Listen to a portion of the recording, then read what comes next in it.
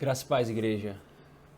Nós vamos dar continuidade hoje, irmãos, ao nosso estudo sobre o tema Como ouvir a pregação da Palavra de Deus, para ser o nosso auxílio na santificação do dia do Senhor, né? Esses estudos entre os exercícios devocionais da manhã e da noite, e meditarmos nesse tema tão importante para nós.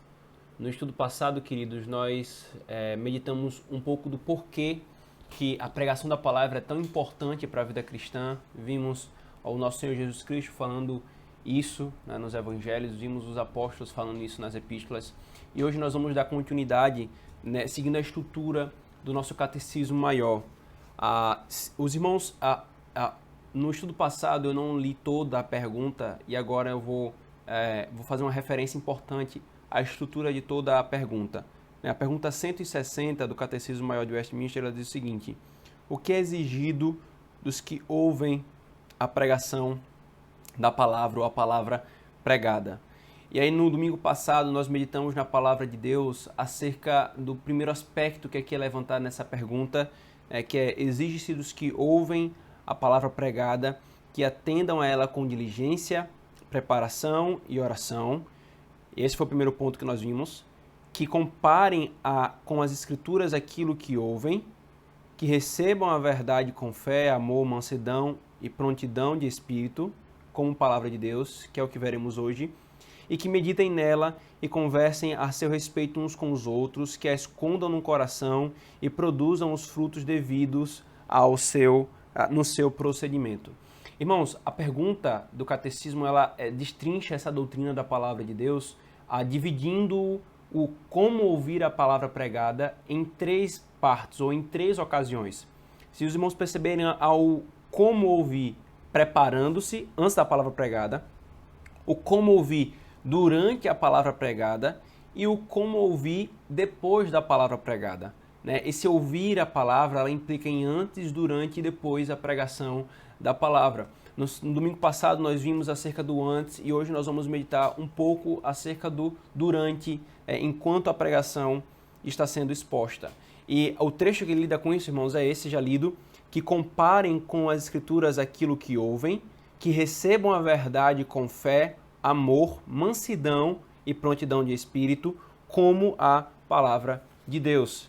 Queridos, enquanto nós ouvirmos a pregação da palavra, a Escritura nos orienta estas posturas, como nós vamos ver agora em diversos textos da palavra de Deus.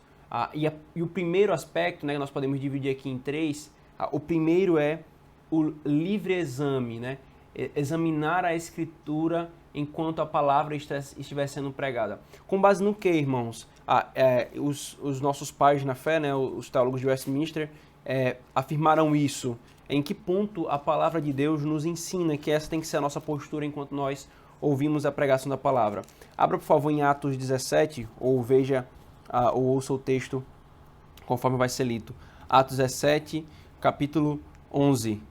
É dito pelo evangelista Lucas: ora, estes de Bereia eram mais nobres que os de Tessalônica, pois receberam a palavra com toda a avidez, examinando as Escrituras todos os dias. Irmãos, o que Lucas está nos relatando aqui no livro de Atos é a maneira como a cidade, ou os crentes em Bereia, na cidade de Bereia, reagiram à pregação. Enquanto a palavra estava sendo pregada, eles receberam com avidez. E o que é esse receber com avidez? O texto vai e explica. Esse receber com avidez a palavra é examinar a Escritura enquanto ela está sendo pregada.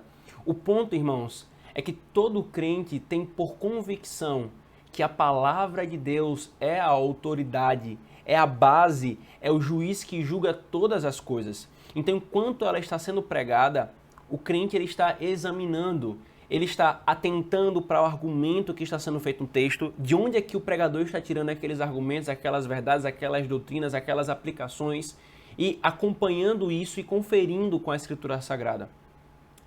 Erroneamente, alguns pensam, inclusive romanistas e até mesmo alguns evangélicos, que os reformadores na Reforma Protestante, eles defendiam a livre interpretação da Escritura. Eles não defendiam, nunca defenderam, especialmente Calvino e a tradição reformada, a Reforma Protestante reformada, calvinista, a livre interpretação. Se assim fosse, não haveria tantos credos e confissões eclesiásticos feitos por concílios para expressar uma fé pública. Bastava deixar cada crente, então, fazer a sua própria interpretação. Nunca foi esse o ponto. O ponto é exatamente esse aqui. Não é a livre interpretação, mas é o livre exame. Enquanto o ministro do Evangelho está pregando, é direito e dever da Igreja de Cristo examinar a Escritura Sagrada. E aqui, queridos, isso é muito diferente, e eu vou especificar um pouco mais no próximo aspecto, é muito diferente de um espírito crítico, né, de um ouvinte da palavra que se coloca como juiz do ministro do Evangelho. São coisas distintas. Não é um senso crítico de criticismo, mas é uma disposição de coração a qual está fundamentada na seguinte compreensão: a palavra de Deus é a fonte e a base de toda a verdade. É meu dever como crente, assim como é dever do ministro pregar a verdade, é meu dever como crente examinar a Escritura, constatando essa verdade que está sendo afirmada ali. Então esse é o primeiro aspecto do como ouvir durante a pregação. E isso envolve, queridos, atenção. É necessário que a gente esteja atento enquanto a palavra estiver sendo pregada. Não divagando em nossos próprios pensamentos, ideias, não divagando por outros textos que não estão sendo citados ou mencionados ou explicados pelo ministro do Evangelho. Não, é a concentração que se coloca numa postura de exame da palavra. E então vem o segundo aspecto, irmãos, que a gente pode resumir como disposição e afetos envolvidos no ouvir a palavra pregada, que são receber a verdade com fé, amor, mansidão e prontidão de espírito. São 4 disposições ou afetos, não afeições, que o catecismo coloca novamente com base no que a palavra de Deus diz. Veja, por exemplo, Romanos capítulo 1, é o texto que é citado na confissão, no catecismo de Westminster, que diz: pois não me envergonho do Evangelho, porque é o poder de Deus para a salvação de todo aquele que crê, primeiro do judeu e também do grego. Pois visto que a justiça de Deus se revela no Evangelho de fé em fé, como está escrito, o justo viverá por fé. Perceba, irmãos, o apóstolo Paulo disse que o Evangelho é o poder de Deus para a salvação, mas especificamente de um grupo, daqueles que creem, dos crentes. Ou seja, o que é que está implícito aqui, irmãos?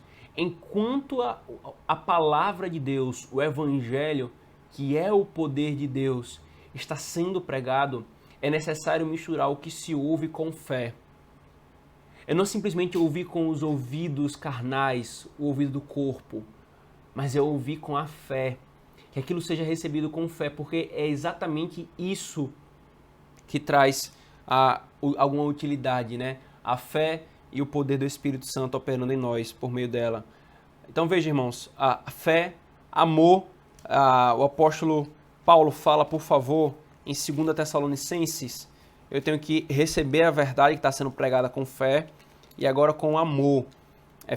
Tessalonicenses, 2 Tessalonicenses 2, versículo 10, mas vamos ler o 9 e o 10. Ora, o aparecimento do iníquo é segundo a eficácia de Satanás, com todo o poder e sinais e prodígios da mentira, e com todo o engano da injustiça aos que perecem, porque não acolheram o amor da verdade para serem salvos. Ou como em uma outra versão diz, rejeitaram o amor à verdade. Queridos, se é necessário ouvir a pregação da palavra com fé para que haja algum proveito piedoso, é também necessário ouvi-la com amor à verdade que está sendo ali exposta.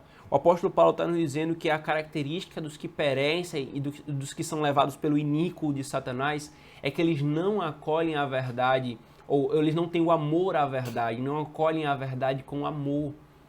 A pregação da palavra, irmãos, não é um exercício mecânico, não é um discurso acadêmico, não é um discurso humano e religioso, simplesmente. Não é esse o ponto. Se o que está sendo pregado ali é a palavra de Deus, fé e amor devem estar envolvidos, crendo na verdade que está sendo exposta, que foi comprovada pelo exame da Escritura, e crendo e amando a verdade que está sendo exposta. Agora vem uma terceira postura e disposição do coração, que o nosso irmão Tiago diz em Tiago capítulo 1. Tiago capítulo 1, versículo 21.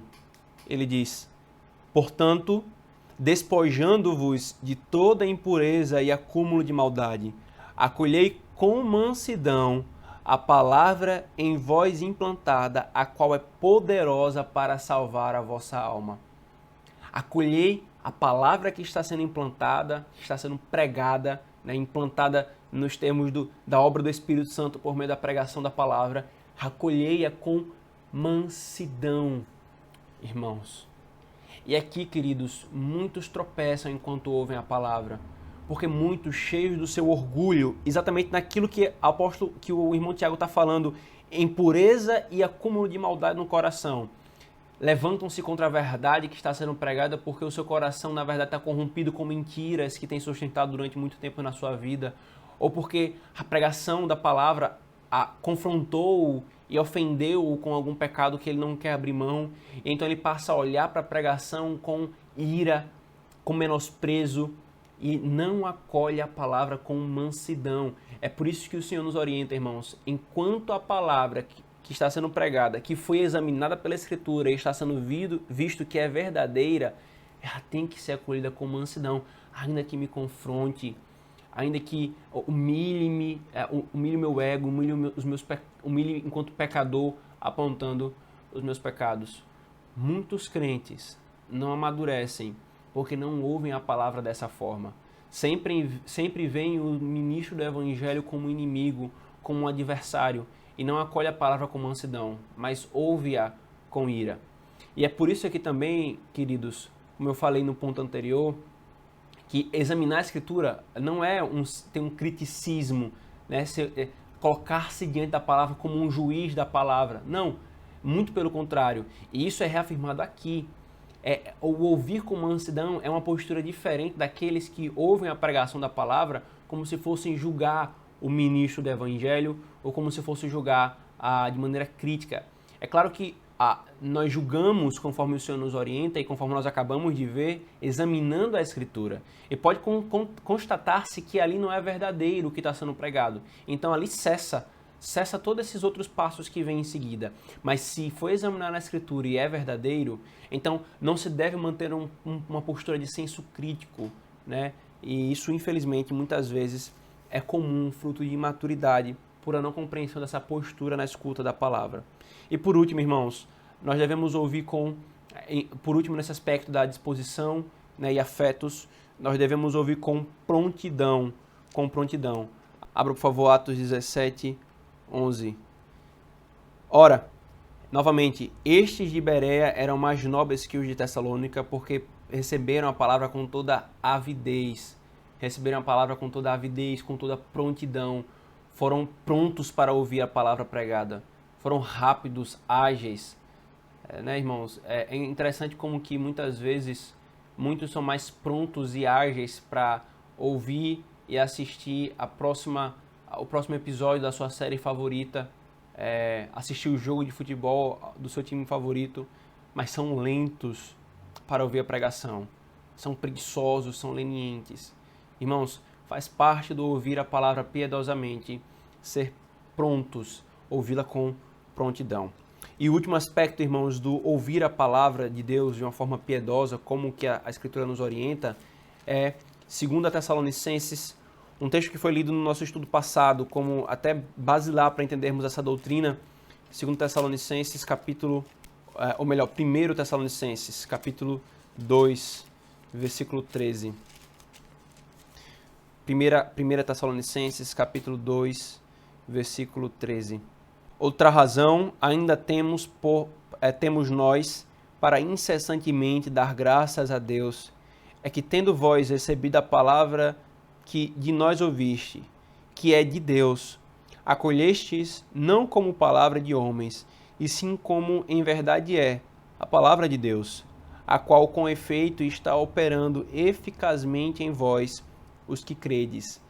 E aqui, irmãos, esse versículo tem vários aspectos do que nós estudamos hoje e estudamos no domingo passado, Mas o ponto que se deve enfatizar aqui é o que o apóstolo Paulo diz que os tessalonicenses eles não acolheram a pregação da palavra como se fosse palavra de homem, mas como palavra de Deus.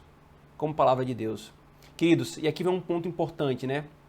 Em que isso distingue do que os romanistas, em sua heresia de equiparar a tradição e a escritura sagrada ao mesmo pé de igualdade, a tradição humana e a escritura sagrada, né? Os reformados então fazem o mesmo pecado, equiparando a pregação da palavra proferida por um homem à própria palavra de Deus? Não é esse o ponto aqui, irmãos. O que a Escritura nos ensina, queridos, e veja que a estrutura do catecismo não mostra esse princípio. O que primeiro vem não é eu acolher a pregação como palavra de Deus, e aí de forma absoluta pressupõe-se que tudo que o ministro do Evangelho fala como se fosse verdadeiro, como se ele fosse a fonte e a autoridade última da verdade. Não é esse o ponto aqui. A estrutura do catecismo mostra. Primeiro vem, examine na Escritura. E sendo a pregação fiel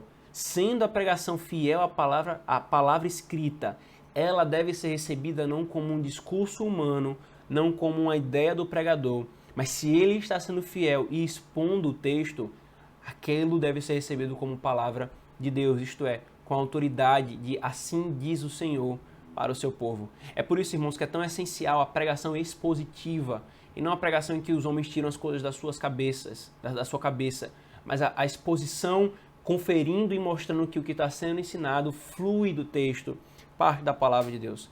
É útil aqui, irmãos, o comentário do teólogo Johannes Gerhard Voss, né, publicado pela editora Os Puritanos, comentando essa pergunta, né, o comentário do Catecismo Maior, ele diz assim: os crentes em Cristo têm a obrigação de acreditarem em tudo e aceitarem tudo aquilo que os seus ministros pregam? A resposta do comentário dele é: claro que não. Deles espera-se que comprovem o que ouvem com as Escrituras. Isso é, espera-se do crente isso. Isto é, eles têm o dever de julgar e comparar o conteúdo da mensagem com a palavra de Deus, que é a regra infalível de fé e de vida.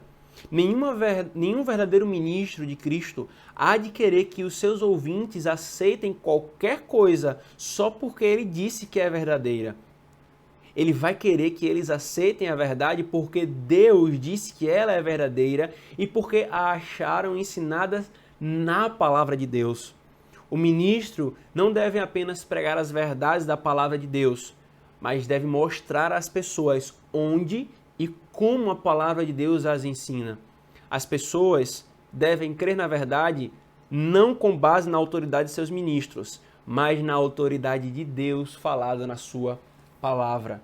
Essa é a concepção, irmãos, reformada de a pregação como a autoridade da palavra de Deus. Não é intrínseca ao ministro, mas é associada, atrelada e fundamentada na palavra. Então, essas são as três disposições, irmãos, que nós temos que nutrir em nosso coração, três posturas enquanto nós ouvimos a palavra.